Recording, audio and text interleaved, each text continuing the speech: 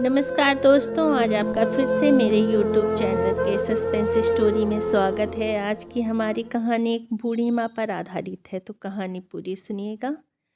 ओ माली, बगीचे की फूल पत्तियों को छोड़, पहले मेरी गाड़ी साफ कर। 2 दिन से तुम काम पर नहीं आए और आते ही सबसे पहले फूल पत्तियों में लग गए। इसलिए ना कि मैडम खुश होकर तुम्हें चाय पानी पिला देगी और कुछ खाने को भी दे देगी। मैं सोचता था बूढ़ा आदमी है, चलो ईमानदार होगा, पर यह तो बहुत ही चालाक और बदतमीज इंसान है। चलो जल्दी से मेरी गाड़ी साफ करो। सुजीत बूढ़े कैलाश बाबू से कहता है। कैलाश बाबू बोले, साहब मेरी पत्नी बहुत बीमार है, उसको दवा देने में लेट हो गया और अभी साफ कर देता हूँ। इतना कहकर जैसे ही उन्होंने अपना गमछा गाड़ी पर रखा, सुजीत चिल्लाकर कहने लगा, अरे ओ बुढ़े, तेरा दिमाग खराब है क्या? अपने गंदे बदबूदार गमछे से मेरा ये होंडा सिटी कार साफ करेगा? गाड़ी में साफ कपड़ा रखा हुआ है, उससे गाड़ी साफ कर। कैलाश बाबू एक पल को घबरा गए और कांपने लगे। गिड़गिड़ाते हुए बोले, जी साहब गलती हो गई, आगे से कभी अपना गमछा गाड़ी पर नहीं रखूँगा। इतना कहकर उन्होंने गाड़ी से साफ कपड़ा निकाला और गाड़ी साफ करने लगे। तभी सुजीत की पत्नी कल्पना आई और बोली, सुजीत कम से कम उनकी उम्र का तो ख्याल करो। उनकी पत्नी सच में बहुत बीमार है, बेचारे उसकी अकेले देखभाल करते हैं। मैं उनको थोड़ा बहुत खाना दे देती हूँ, तो इसमें तुम्हें क्या परेशानी है? और आप यह कैसे बात कर रहे हैं? सोचिए, हमारे बच्चे सुनेंगे कि आप बूढ़े से ऐसे बात करते हैं तो उन पर क्या असर होगा। कोई भी इंसान इस उम्र में अगर काम कर रहा है तो कोई ना कोई उसकी मजबूरी हो गई, वरना खुशी से कोई ऐसा काम नहीं करेगा। क्यों, वो भी तब जब उसकी उम्र खुद आराम करने की है। सुजीत बोला, अरे कल्पना, कैसे नौकर रख लेती हो तुम भी? ठीक ढंग से कुछ भी काम नहीं करता। इतने बूढ़े को नौकर रखने की क्या ज़रूरत थी? किसी यंग लड़के को रखती तो साफ सफाई भी ढंग से करता। एक तो इतना लेट आता है, फिर पहले बगीचे का काम लगता है, उसके बाद मेरी गाड़ी की सफाई करता है। इसकी इतनी हिम्मत कैसे हुई मालूम नहीं कि मुझे दफ्तर जाना होता है। महीने में 10 दिन तो छुट्टी मारता है और पगार लेने के लिए वक्त पर आ जाता है। मैंने क्या दुनिया भर के बूढ़ों का ठेका ले रखा है? निकालो इसे काम से। कैलाश बाबू रोते हुए बोले, नहीं नहीं साहब, मुझे काम से मत निकालो। इस उम्र में मैं और क्या काम करूँगा, और कुछ नहीं कर सकता हूँ। वो तो भला हो मेम साहब का, जो मुझे काम पर रख ली हैं और 2 वक्त की रोटी मुझे नसीब हो जाती है। आइंदा से आपको शिकायत का मौका नहीं दूंगा। अगर मुझे काम से निकाल दोगे तो मेरी पत्नी बीमार और भूख के कारण मर जाएगी। कहते कहते कैलाश बाबू की आंखें भर आईं। कल्पना गुस्से से सुजीत की ओर देखती है तो सुजीत मुंह बनाकर गाड़ी में बैठकर चला जाता है। सुजीत के जाते ही सारा काम निपटाकर कैलाश बाबू बोले, मेम साहब मैं भी चलता हूँ। मेरी वजह से आज साहब नाराज हो गए हैं, मुझे माफ़ कीजिएगा। कल्पना बोली, अरे नहीं काका, वो जल्दी में थे इसलिए आपको ऐसा बोल गए। मैं उनकी तरफ से आपसे माफ़ी मांगती हूँ। आप अपने मन में कुछ मत रखिएगा। कैलाश बाबू मुस्कुरा कर बोले, नहीं नहीं मेम साहब, जब अपने बेटों ने छोड़ दिया तो गैरों से कैसी शिकायत। इतना कहकर वह वहाँ से जाने लगे तो कल्पना बोली, काका ऐसे मत जाओ, थक गए होगे, अब खाना खाकर ही जाना, माँ जी के लिए लेकर भी जाना। कल्पना ने एक थाली में 2 रोटी सब्जी दाल और 1 कप चाय कैलाश बाबू की तरफ बढ़ा दी। कैलाश बाबू की आंखों में कल्पना के लिए आशीर्वाद दिख रहा था। वे बार बार कल्पना को दुआएं दे रहे थे। बच्चों की तरह कैलाश बाबू खाना खा रहे थे और कपड़ों पर गिरा रहे थे। कल्पना बोली, काका एक बात पूछूं? देखने से लगता नहीं कि आप नौकर हैं या गाड़ी साफ करने वाले, और आप पैदल ही आते जाते हैं, क्या आसपास रहते हैं? कैलाश बाबू खाकर अपने गमछे से हाथ पोंछने लगे और चाय पीते हुए बोले, मेम साहब, एक वक्त में मेरा भी बड़ा पूरा परिवार हुआ करता था। हाँ बेटी, मेरा इसी मोहल्ले में दूसरी गली में 2 मंजिला मकान है। घर में किसी चीज़ की कमी नहीं है, पर अब मेरे बच्चे यहाँ नहीं रहते जो मेरा ख्याल रखें, और वैसे भी हम बच्चों को किसी काम के नहीं रहे, तो बच्चे भी हमें अपने साथ क्यों रखेंगे। हम बूढ़ों के हाथ पैर चलते नहीं, बच्चों का कोई काम कर नहीं सकते, इसलिए वो हमें अपने साथ नहीं रखेंगे। और पैसों से ज़्यादा मेम साहब अकेलापन खलता है। आपको पता है मेम साहब, मेरे 2 बेटे हैं। जब वह हुए थे तो रिश्तेदार और आस पड़ोस के लोग कहते थे अब मेरा बुढ़ापा मज़े से गुजरेगा, दोनों बेटे मेरी बहुत सेवा करेंगे। पर देखो आज मेरी क्या दशा है। पूरे संसार में हम दोनों अकेले हो गए हैं। ऐसा नहीं कि हमारे लिए खाने के लाले पड़ सकते हैं। मैं चाहता तो किराए पर मकान देता और उसी से हमारा गुजारा हो जाता, पर उसमें भी उन लोगों ने ही मना किया और मैं मान गया। तुमको पता है बेटी, मेरे दोनों बेटे विदेश में अपने परिवार के साथ रहते हैं। बेटों ने कहा किसी किराएदार या नौकर को मत रखना, वरना तुम्हें मारकर और घर साफ कर देंगे। तो मैं डर गया और अकेला रहने लगा। पर मुझे क्या मालूम था कि बेटे मुझे दोबारा देखने भी यहाँ नहीं आएंगे। मेरी पत्नी कमला बहुत अच्छी है।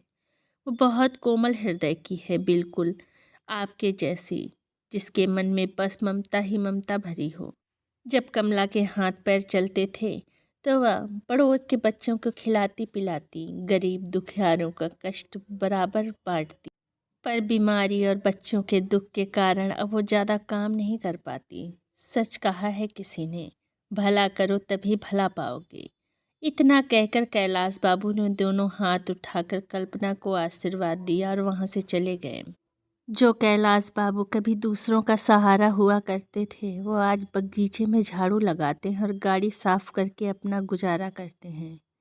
वो भी पैसों के लिए नहीं, बस उनका वक्त कट जाए, वरना खाली घर उन्हें काटने को दौड़ता था।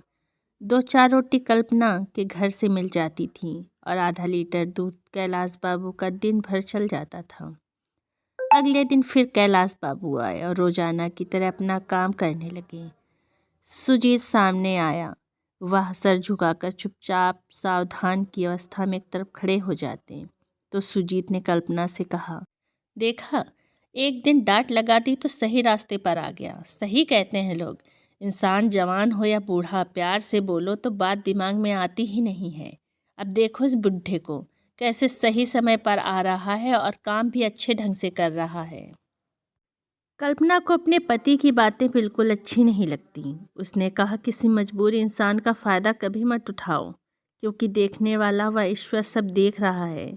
जब उनकी हालत और इनकी सच्चाई के बारे में आपको पता चलेगा तो आपको बहुत दुख होगा। भगवान न करे किसी के साथ भी ऐसा हो। बच्चे कितने स्वार्थी हैं।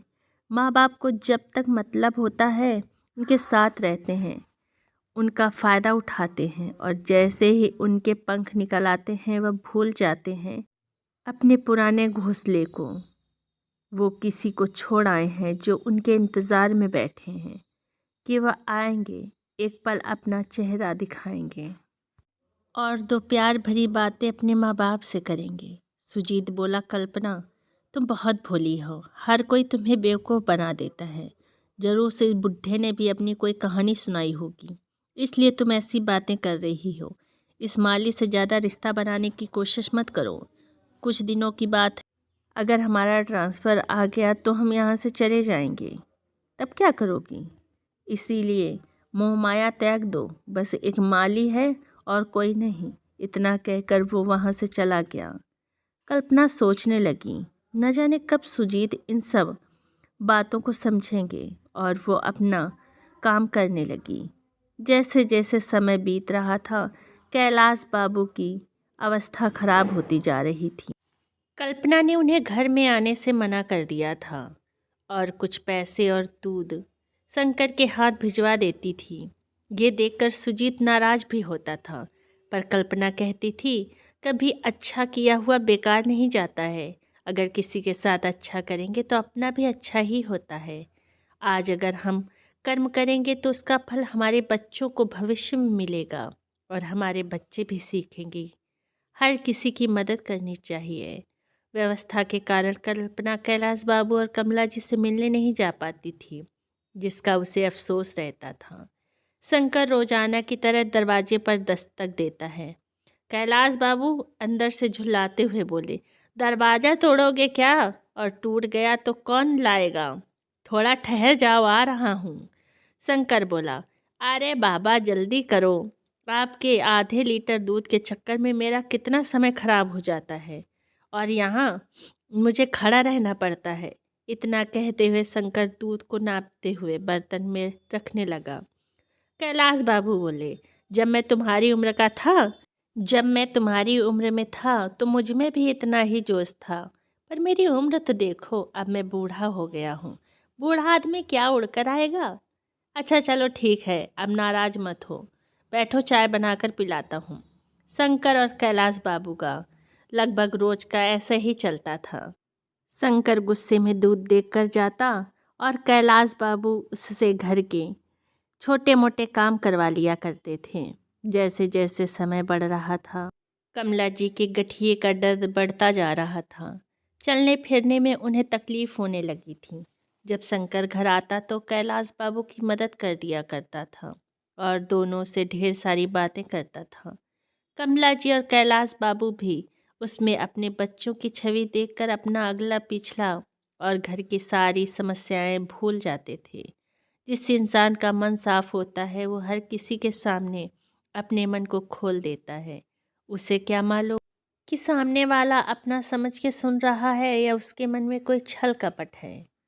शंकर के जरिए कल्पना की भी खबर उनको मिल जाती थी और वो कभी कभी आकर कमला जी की मेडिसिन उसको दे जाती थी या शंकर के हाथ भिजवा देती थी। कुछ दिनों बाद पता चला कि सुजीत का ट्रांसफ़र दूसरे शहर में हो गया है। उस दिन कैलाश बाबू को लगा कि पूरे शहर में अब वो अकेले हो गए। अब तो बस शंकर का ही सहारा था। अब शंकर की भी उम्र 20-22 साल की थी। इस उम्र में या तो लड़के सुधर जाते हैं या बिगड़ जाते हैं। जब उसने देखा कि कैलाश बाबू के घर में बहुत सारा सामान और रुपए पैसे हैं और कोई देखने वाला नहीं है, क्योंकि कमला जी से तो ज़्यादा चला फिरा नहीं जाता और वो अक्सर कमरे में ही रहती हैं, तो उसके मन में लालच व पाप आ गया और उसने एक दिन चोरी करने की योजना बनाई। एक दिन शंकर ने अलमारी में कुछ रखते हुए कैलाश बाबू को देख लिया। उस दिन तो उसने ठान लिया कि आज वो इतने सालों की अपनी वफादारी का हिसाब किताब करके रहेगा। आधी रात को पीछे के दरवाजे से घर के अंदर दाखिल हुआ। उसे कैलाश बाबू के घर की पूरी खबर थी। कैलाश बाबू और कमला जी गहरी नींद में सो रहे थे। उधर शंकर ने हाथ साफ कर लिया। अलमारी खोलकर जब उसने देखा तो उसके हाथ में रुपयों का एक बंडल लगा। वहीं पास में 1500 खुले पड़े थे। उसे भी उसने नहीं छोड़ा। सब कुछ उठाकर रफू चक्कर हो गया। अगले दिन शंकर ने सोचा कि अगर आज मैं दूध देने नहीं गया तो आस पड़ोस के लोग मुझ पर ही शक करेंगे। तो वो दूध लेकर पहुंचा। रोजाना की तरह दरवाजे पर दस्तक देने लगा और बार बार कहने लगा, अरे बाबूजी दूध लेना है तो ले लो, वरना मैं जाता हूँ। रोज रोज का ड्रामा मुझे बर्दाश्त नहीं होता। अंदर से कुछ आवाज़ ही नहीं आई तो शंकर ने पुलिस को फ़ोन किया। पुलिस दरवाज़ा तोड़कर अंदर दाखिल हुई तो कैलाश बाबू के हाथ पैर ठंडे हो चुके थे और कमला जी बेहोश होकर ज़मीन पर पड़ी थी। पड़ोस के लोगों ने कमला जी को अस्पताल पहुंचाया, पर यह देखकर सब हैरान थे। पुलिस ने शंकर से कहा, अरे बेचारा बूढ़ा तो चल बसा, पर ये क्या है? पुलिस को कैलाश बाबू के सिरहाने में एक डायरी मिली। उसके ऊपर बड़े अक्षरों में लिखा था, शंकर के लिए। आस पड़ोस के लोग सब शंकर की तरफ देखने लगे। ये सुनकर शंकर की तो डर के मारे घिघी ही बंद गई। दरोगा ने गौर से ऊपर से नीचे की तरफ उसे देखा। शंकर के हाथ पांव कांप रहे थे। उसे लगा कि वो पकड़ा गया। इतने में पुलिस वाले ने रौब से कहा, तू ही शंकर है क्या? चिट्ठी पढ़ सकता है या मैं पढ़कर सुनाऊं? शंकर बोला, हुजूर आप ही पढ़ दीजिए। पुलिस वाले ने खत खोला और पढ़ना शुरू किया। शंकर, तुमने हमारे लिए बहुत कुछ किया। मुझे तुमसे कोई शिकायत नहीं, और शिकायत भी कैसे हो सकती है? जब मेरे अपने बेटों ने ही हमें छोड़ दिया तो गैरों से क्या ही शिकायत करूँगा। मेरी वजह से तुम रोज़ परेशान हो जाते थे। जब ये खत तुम्हें मिलेगा शायद मैं इस दुनिया में नहीं रहूँगा। तुम मेरे अंतिम समय के साथी हो। हम दूध रोटी खाकर गुजारा कर लेते थे। अगर तुम नहीं होते तो हमारा क्या होता? तुमसे दूर लेने के पीछे मेरा एक और मकसद था। इसी बहाने हमसे कोई बात करने वाला मिल गया था। तुमने मेरा बहुत साथ दिया। बस एक आखिरी जिम्मेदारी तुम्हें देना चाहता हूँ। मेरी पत्नी का ख्याल रखना। उसने हमेशा तुम्हें अपने बेटों से बढ़कर माना है। हो सके तो उसके पास आकर थोड़ा वक्त बिता लिया करना, तो उसे अकेलापन नहीं सताएगा। कुछ पैसे छोड़कर जा रहा हूँ जो अपनी पत्नी के इलाज के लिए रखे थे। अपनी घड़ी और कुछ पत्नी के गहने बेचकर और लोगों के घरों में नौकरों की तरह काम करके पाई पाई करके जोड़े थे। पूरे 1 लाख हैं। अब ये अमानत मैं तुम्हें सौंपता हूँ। और हाँ, मेरा एक काम और करना। डायरी के पीछे मेरे दोनों बेटों का नंबर है। बड़ा बेटा अमेरिका में है, दूसरा बेटा कनाडा में डॉक्टर है। दोनों की बीवी बच्चे भी वहीं हैं। उन्हें बस सूचित कर देना। मैं जानता हूँ कि वो लोग मेरे अंतिम दर्शन के लिए भी नहीं आएंगे, तो ऐसा करना, तुम मेरा अंतिम संस्कार कर देना। मैं तुम्हें अपने बच्चे की तरह समझता हूँ। इतना तो मेरे लिए तुम कर ही सकते हो। बहुत पुण्य मिलेगा। बेटा, मेरी अलमारी के अंदर एक लिफाफे में मेरे अंतिम संस्कार के लिए कुछ पैसे रखे हैं। उसी में से तुम मेरा अंतिम संस्कार कर देना। और एक आखिरी बात, मेरी गाड़ी तुम ले लेना, उसे किराए पर चलाना, तो तुम्हें कुछ पैसे मिल जाया करेंगे। और हाँ, कल्पना मैम साहब को मेरे मरने की खबर ज़रूर देना, जिन्होंने मुझे कई रात भूखे पेट सोने से बचाया है। बहुओं ने तो कभी खाना नहीं खिलाया, एक वही थी जिसने कई रात हमें भूखे रहने से बचाया और हमारा पेट भरा और हमारा हाल चाल पूछती थी। बेटा, इतना ही कहूँगा, कभी जीवन में गलत काम मत करना, क्योंकि कोई देखे न देखे हमारी आंखें रोज आईने में हमें देखती हैं। मेरी पत्नी के बाद मैं अपना मकान वृद्ध लोगों के नाम करता हूँ, जिनके बच्चे पैसे कमाने के लिए विदेश तो चले जाते हैं पर भूल जाते हैं कि वो अपने पीछे किसी को इंतज़ार के लिए छोड़े जा रहे हैं। मुझे किसी से कोई शिकायत नहीं। शंकर की आंखें आंसुओं से भर आई थीं। उसे पछतावा हो रहा था कि आखिर उसके हाथों से ऐसा पाप कैसे हो गया। जिस आदमी ने उसे अपने बच्चे की तरह समझा, उसी के घर में उसने चोरी की। जो इतना दुखी और अकेला व्यक्ति था। बेचारे बाबूजी सब कुछ कहते हुए भी कितने अकेले और कितने तकलीफ में थे, जो उन्हें अपने आखिरी वक्त में मुझ जैसे इंसान से मदद मांगनी पड़ी। अगर ईश्वर मुझे सुन रहा हो तो मुझे माफ़ करें। ये गलती मेरी पहली और आखिरी होगी। कहते कहते शंकर उनके पांव पकड़कर रोने लगा और माफ़ी मांगने लगा। आस पड़ोस के सभी लोग कहने लगे, बताओ ऐसे बच्चों के होने या न होने से क्या फ़ायदा। बेटा इंजीनियर और डॉक्टर है और बाप दूसरे की गाड़ी साफ करता था, बस इसलिए कि कोई उनसे दो बात कर सके। आखिर बच्चे इतने कठोर कैसे हो जाते। दूसरे बूढ़े व्यक्ति ने कहा, दुनिया में कौन किसी से बात करता है। आज बच्चों को अपने माँ बाप से बात करने के लिए भी फुर्सत कहाँ है। उनके खत ने आस पड़ोस के वृद्ध दंपतियों को अपने बारे में सोचने के लिए मजबूर कर दिया था। दोस्तों, अगर ये कहानी आपको पसंद आई हो तो प्लीज़ चैनल को सब्सक्राइब करिए, वीडियो को लाइक करिए और कमेंट में बताइए ये कहानी आपको कैसी लगी। मेरे वीडियोस देखने के लिए आपका दिल से धन्यवाद।